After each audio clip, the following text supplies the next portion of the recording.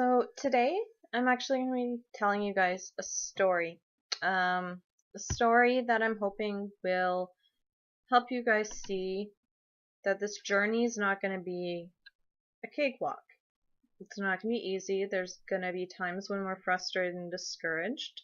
I want to talk to you about a girl that I knew.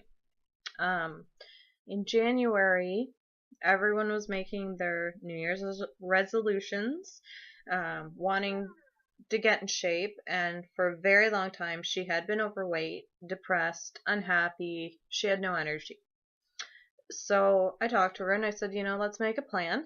We'll pick out a workout, we'll fix up your diet, and let's do this, let's do this. It's time. It's time. It's been years and you're ready. So she was actually really impressive because she went from putting her kids to bed at 8 o'clock every night, planting her butt on the couch, snacking on anything and everything that was available to her, and she would just sit there and watch TV until 11:30 at night, eat, do nothing, go to bed, and that was her life. And she really didn't get much out of her day. And she was sad about it. She was overweight. She was living out of pajamas because she could barely find clothes that fit her anymore. So she joined a group just like this group that we're all in right now. She started putting her kids to bed at 8 o'clock, and instead of sitting on the couch, she went down to her basement and she had gotten a workout and she started doing it. And in the beginning, it was like no joke. It was really hard for her.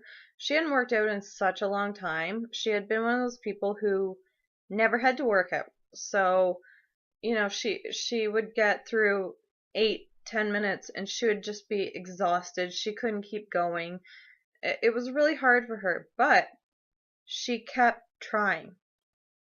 Day after day after day, 5 days a week, she kept trying. And after about a month, she had cleaned up, dramatically cleaned up her diet. She'd cut out Coke and Pepsi, sugar, a lot of the crap she had been eating.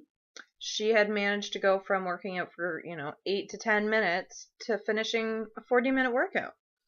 She felt great. She had a lot of energy. She was just so much happier, and she was so proud of herself. In the first month, she'd lost like 10 pounds, and she was really proud of herself. And if you fast forward to the end of May, it had been 6 months. She'd lost 45 pounds, and if you've ever seen a toddler who weighs 45 pounds, like that's a lot of weight. That's a lot of weight to lose, 45 pounds.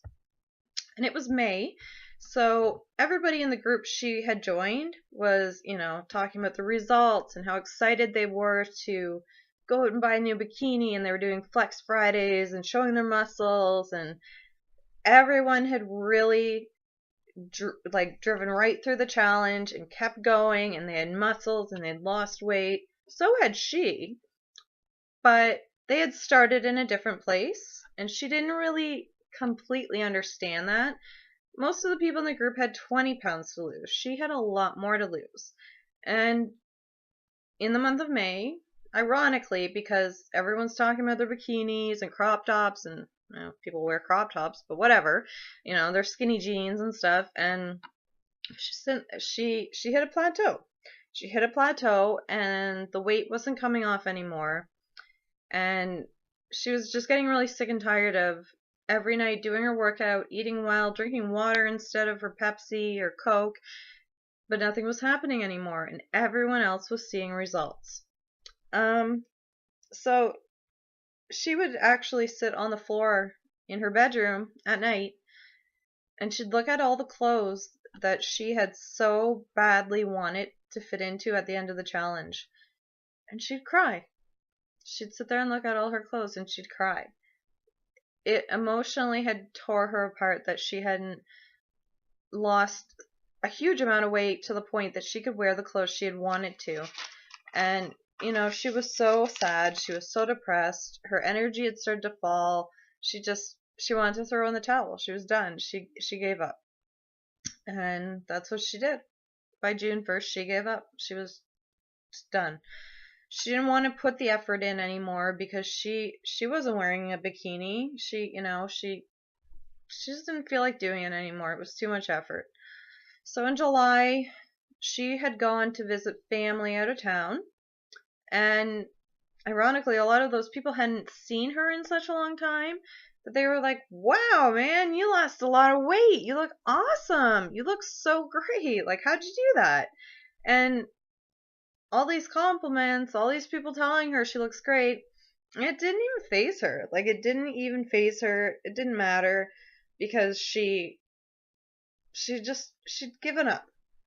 So she got home and I talked to her. I talked to her one night and I said to her, why not get back on track? Just give it another shot. I know you didn't hit your ultimate goal yet, but it's going to take a long time to do that. People hit plateaus. You just need to tweak things up, talk to somebody and figure out what can you change, what can you fix.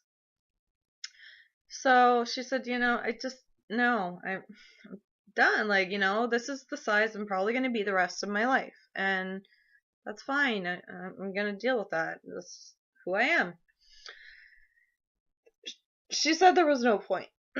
So, I gave up trying. And September came.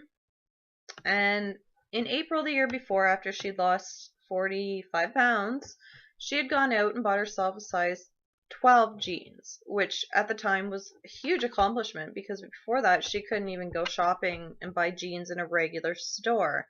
So she had been so proud to be able to buy regular jeans in a regular store. And it's September, it's getting chilly out, so she puts on her jeans and they don't zip up. She had gained enough weight back that they didn't zip up. And she was pissed. She was really, really angry with herself and just with everything. So we talked, and she was so mad, and she couldn't believe that she had gone up and down. She said, "You know what? Okay, I'm ready. I've taken my break. I've seen the consequences. I know this isn't going to be easy. I know I'm going to have to push harder than ever, tweak things up a little bit. But if I can't fit into my size 12 jeans that I worked my ass off to get into, I can't live with myself." So I said, "Okay, let's go. Let's do this. But this time, you're going to push harder than ever, and you're just going to keep going. You hit a plateau, you keep going. You get a cold, you take a break, but you keep going." So she did. She started a brand new workout program. Again, she would put her kids to bed. She would work out at night. Before she knew it, the weight started to come off. Slowly but surely. The anger in her drove her to succeed because she had let herself fall off track and she had seen, like maybe I hit a plateau and I wasn't losing, but if I'd kept going, I wouldn't have gained anything either. I wouldn't have gained weight back. So fast forward 12 months later, actually not even, the following May, from the beginning of her journey to that month, which, that is 12 plus 6, 18 months after she had originally started, plus the time she'd taken off when she got discouraged, she had lost 100 pounds. She was a size 6. Because she had picked back up and she had worked her ass off. She had gotten right back on track that September. She had pushed herself harder than she ever could. And she took the advice of someone who said, time is the most important factor in this game. You might hit plateaus. You might have moments where you're discouraged. But this is not a 2-month thing. This is a lifestyle change. You have to put your feet on the ground and say, I'm doing this forever. This is my life now. I'm changing my entire life. and I want it to last. Well, I'm going to show you what the girl looked like before she lost 100 pounds, before she worked out, before she cut out sugar, before she got on track.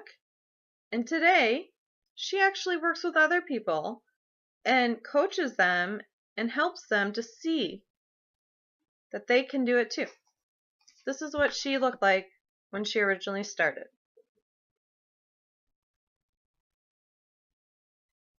Do you know who that is? It's me. That's me at 145 pounds. It didn't happen overnight. It didn't happen overnight, and I didn't do it alone. I did it with a group of support. I did it with people who cared and cheered me on, and that is what this group is going to do. We're not doing this for 21 days, ladies. We're doing this for long term, okay? Let's say long term. We might change things up at some point, but this is a long-term change. This is a lifestyle change. You're not going to lose 100 pounds overnight.